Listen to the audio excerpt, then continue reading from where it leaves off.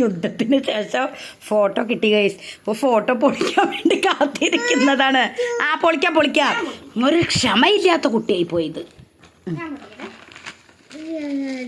ഇത് ഞങ്ങൾ സ്റ്റുഡിയോ പോയിട്ട് എടുത്തതാണ് കേട്ടോ ഗൈസ്. എങ്ങനെയുണ്ടെന്ന് നോക്കാം. അതിനോട് ഞാൻ വാട്സപ്പിൽ അയക്കാൻ പറഞ്ഞു.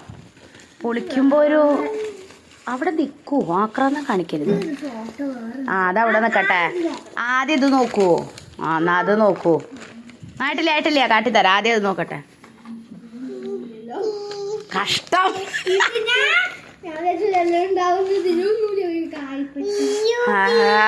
അവിടൊക്കെ ഞാൻ നോക്കട്ടെ, കാട്ടിക്കൊടുക്കും. വാവ്,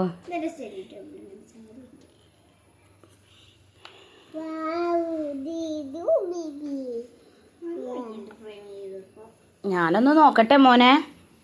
നോക്കട്ടെ, എങ്ങനെ കാട്ടിക്കൊടുക്കട്ടെ. വാവ് അമ്മ നോക്കമ്മ. അമ്മ നോക്കൂ. അതിനെ കാട്ടാൻ തരണ്ടേ? കൈയെടുക്ക്.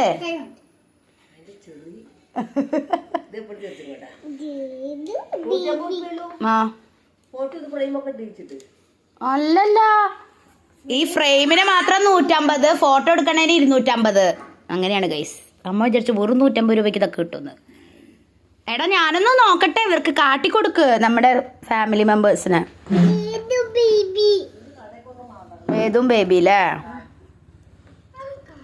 ഭംഗിയുണ്ടല്ലേ വേദു? അങ്ങനെ വെച്ചു കാട്ടിക്കൊടുക്കുക. ഗൈസ് എങ്ങനെയുണ്ടെന്ന് നിങ്ങൾ കമൻറ്റ് ചെയ്യൂ കേട്ടോ. ചേച്ചിക്കുട്ടനും അനിയനും.